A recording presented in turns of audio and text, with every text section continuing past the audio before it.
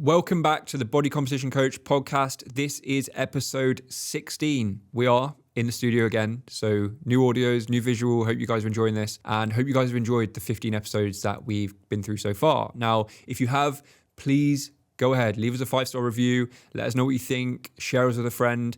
All of this stuff is super valuable for us to shape the podcast going forwards and keep delivering the best information in fitness, nutrition, and mindset to you to help you with your fat loss and muscle building journey. When it comes to episode 16, we are going to talk about, let's call it less is more. The idea that doing more training and more generally isn't always going to return better results when it comes to fitness. Now, there is this concept in life that if you do more, you get more out of it. And often that's actually true, that you sometimes need to put more in to get more out. But there is a scenario in fitness where doing more doesn't actually end up returning better or more results long term. And I want to talk to you about that and how this might be the case for you in your particular situation and help you to find a way around that. So the reality of this situation that people find themselves in and end up falling into is like the glorified nature of fitness hustle. So you might not be where you want to be right now. I mean, the reality is if you listen to this podcast, it's probably something you're working towards in terms of fitness, nutrition, training, some sort of goal is on your agenda. And you might be looking at other people on social media or elsewhere and thinking that person's got what I want. That person has the results I want. You might be looking at some of my clients even and thinking that person has the results that I want. What are they doing? But where that becomes a problem is when you see somebody doing 6-7 sessions a week, doing more and more and more, almost unrealistic amounts because they're maybe a pro athlete or an influencer, and you can't do that. What ends up happening is you try and add more, you add more, you add more, and you end up not really still getting the results that you want, and then we're in a bit of a mess because you're doing more and more and more, and you can't go any further, and you can't do any more, and you can't add any more to the situation, but you still don't quite have the results that you want. So here's the thing, and here's what we need to be careful of, because this is a scenario that I always talk about with my clients. And imagine you have a glass of water, and stress is the water, and it's an empty glass right now. But you add in some work stress, so there's some water in there, and you add in some family stress, some family drama. Maybe your parents are sick, that goes in there. Maybe one of your kids is off school at the minute, that goes in there. Maybe you've got a deadline that you need to hit at work, that goes in there. But you know what also goes into the same pot? Your training, your lack of recovery, your poor nutrition at times. These are all stressors on the body. And the reality is your pot's probably pretty full. You probably have lots of work, family, stress going on, personal life stress. And then you're just piling more and more stress in the form of workouts and training and lack of recovery into the same pot, and it spills over.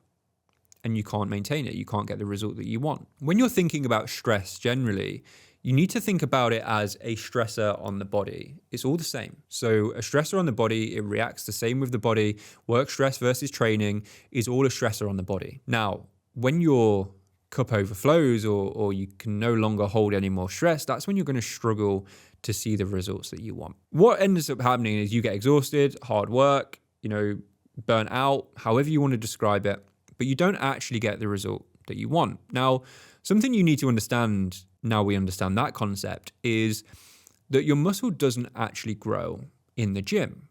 Now, if you're training for fat loss and muscle building, you will be strength training. And if you're not, you probably need to have a word with yourself and go and do it, because it's going to be the key to your success here. But if you're trying to build muscle or you're trying to lose fat, strength training is going to be probably the most important part of your training. That's all well and good.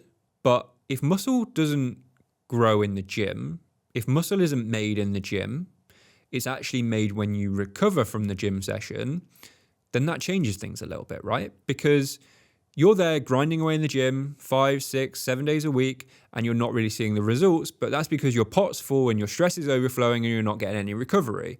You see how those two things add up, because your recovery is the bit where you're actually going to get your adaptations or your results. So you can do 6 or 7 days in the gym, but if you don't recover and your pot's full, your stress pot is full, you don't get the adaptations from the gym. And then that's where we find ourselves in a bit of a cycle. You're training hard, you're putting in the work, but you're not getting the results. What does this mean? Well, it means that you might want to train a little bit smarter rather than harder. And I'd reference a study here by Brad Schoenfeld, who you may have heard of. He's a huge name in the fitness industry, maybe the biggest name when it comes to building muscle and strength training. in the fitness industry. And a study that he did, it was around the 2016, 2017 mark, I think, was how he tested training a muscle group with the same volume, and I'll explain that in a second, with the same volume, either once a week, twice a week, or 3 times per week. And what he tended to find was, to explain what equated volume would be, is let's say you did 6 sets on your chest. So you did 3 sets of chest press and 3 sets of chest flies, right? That would be 6 sets. So, of 10 reps, let's say. So let's say you still do 6 sets, but you do 2 sets on Monday, you do 2 sets on Wednesday, and you do 2 sets on Friday. So it's the same volume. You've still done 6 sets. You've still done 10 reps, the same volume altogether, but you've just spread that out across 3 doses, let's call it. What Brad Schoenfeld found was that when you spread that volume out across multiple stimuluses across the week, you actually get better growth. Or if not growth, you actually hold on to or retain muscle better during your fat loss phase. And here's where most people are going wrong, because what I told you a second ago was about how stress impacts your recovery. And if you're not recovering enough, you're not going to get the results that you want. But also what ties into what I've just told you there is the frequency of your training matters. So let's combine all of this stuff together. Let's say that instead of training chest or let's say push, pull, and legs, a really common split. Let's say you just train push on a Monday, pull on a Wednesday, legs on a Friday. You're training really hard. You're, giving it everything you've got. But what if you did full body 3 days a week? What if you spread the stimulus of each of those muscles? So you did a couple of push exercises, a couple of pull exercises, a couple of leg exercises on Monday. You repeated that on Wednesday and repeated it on Friday. The science tells us that you would likely get better results because of your repeated stimulus. Whereas if you're in the gym and you're pushing hard on the upper body, and then you're pushing hard on the lower body, and then it's the upper and it's the lower, and you're spreading things out too much, then you might end up with a worse stimulus. So all of this kind of ties in together, because your frequency of training needs to be, 1, correct for your stress levels, but 2, correct to actually get the result that you want from the stimulus. So when you have someone training 7 days a week and they're not recovering, they're doing more but getting less. When you have somebody training 3 times per week with plenty of recovery time, but enough stimulus spread out throughout the week, so they spread it across 3 sessions rather than 1, again, they're going to get a better result. So you need to combine the 2 ends of this spectrum.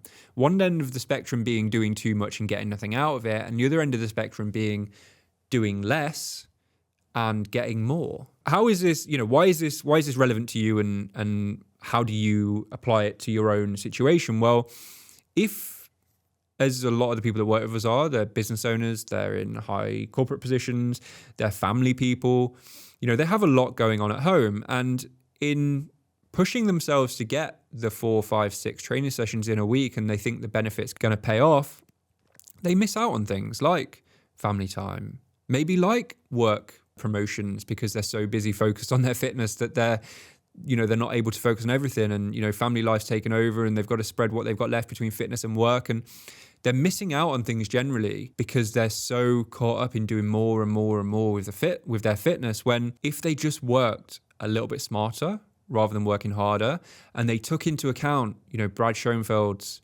study in terms of frequency and spread their volume across the week, and they made sure that they were having enough recovery. Maybe they trained 3 times a week with at least a day in between, 48 hours rest to recover. They might just at the end of that week come out with a better outcome, and at the end of the month, end of the year, and going forward, come out with a better outcome than trying to do the 5, 6, 7 sessions a little bit half-assed because they're tired and under-recovered and struggling. They're probably going to come out with a better result on the 3 sessions per week. So if you are busy, if your job is stressful, if family life is stressful, and I think the thing that surprises most of the people that come and work with us, because a lot of the people that work with us are in that situation, we may well put you on 3 sessions a week. And I don't care if you've been doing 5 or 6. I'll put you on 3 sessions per week. I'll make sure you have the correct stimulus. I'll make sure you have the correct recovery and recovery protocols and methods in place to recover properly, and I'll make sure you get the result that way. So sometimes people find it difficult to do less because the tendency as a human being is to want to do more. But if you can commit to doing less but doing it well, get fewer injuries, get more long-term process. In a year's time, that will show. And sometimes it's difficult. You have to commit to a process for a long period of time.